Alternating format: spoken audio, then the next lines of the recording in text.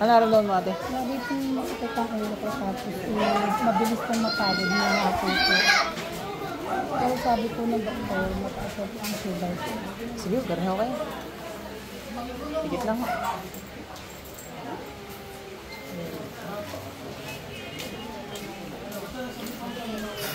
Aray! Tanggalat na ginawa dito, bilis. Aray! Tanggalat na ginawa dito.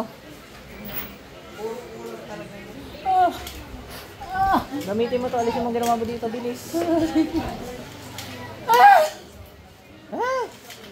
Kidlat.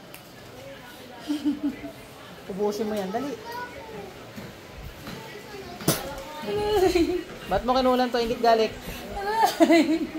Ba't mo kinulam, inggit o galit?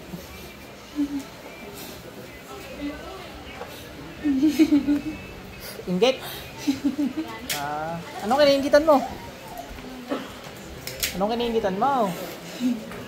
Ba't ka nainggit dito? Masipag. Masipag. Hindi sipagan mo din. Ang problema mo, sinipagan mo mang kulam eh. Sipagan mo sa buhay ha, hindi sa pangkukulam ha. Ha? Naintindihan mo? Suko mo yan, malas din sa buhay, lintik ka.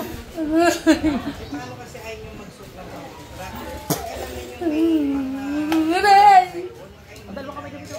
Huwag mo na ulitin ko ha. Ha, naintindihan mo? Nagalitin mo sa kanya. O sige, sige, ano naman kinagagalitan mo? Anong kinagagalitan mo? Ayaw magpahiram. Ay, magpahiram na. Pera. Oy, mga ay magpautang dyan, mag-ingat-ingat na kayo.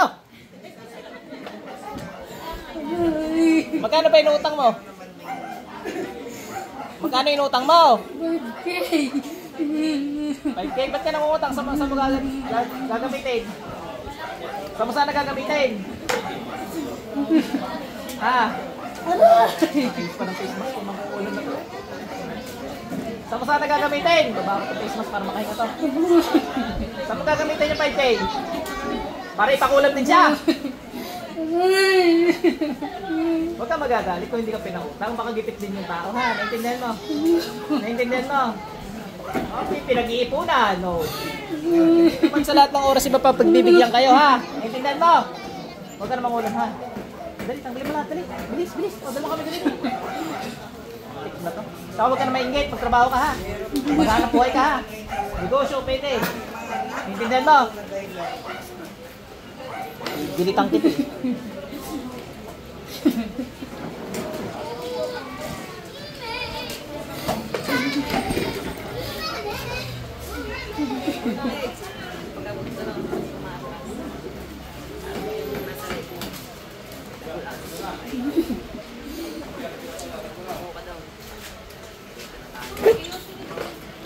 Bilis.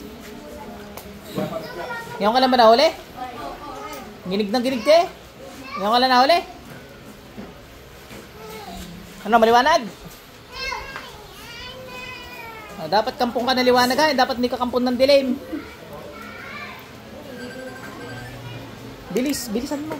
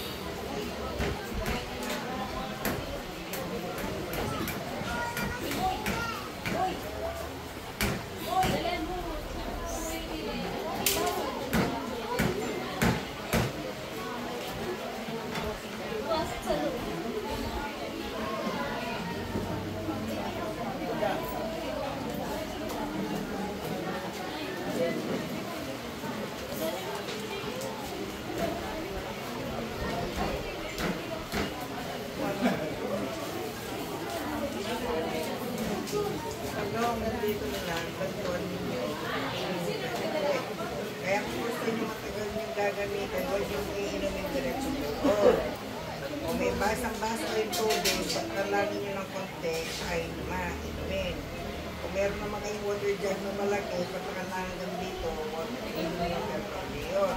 At pag ito naman hanggang dito na lang, siya naman sa ilan nyo. Kasi binasbasan ni Apo yan, hindi lang yung laman, pati yung lalagyan.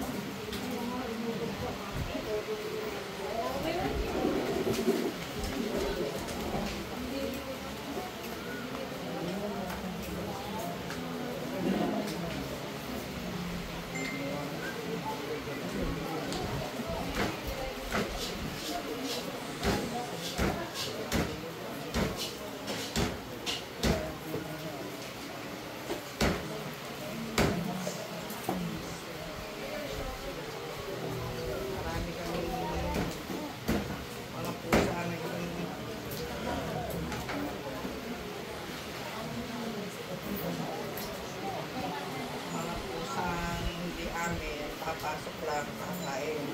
Ang binibili niya po sa sako ng pagkain ng pusa. Kaya papasok kasi nagpuputol.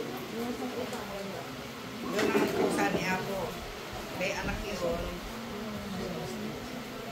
Binibenta ni Apo.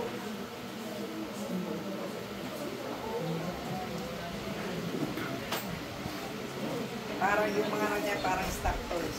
Ganda.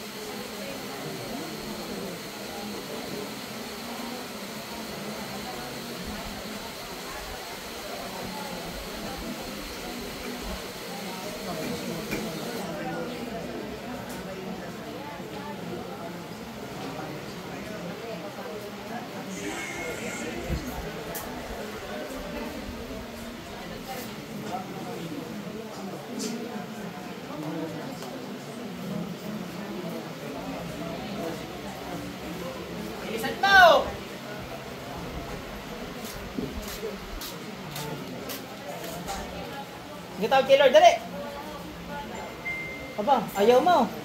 Patay ka rin.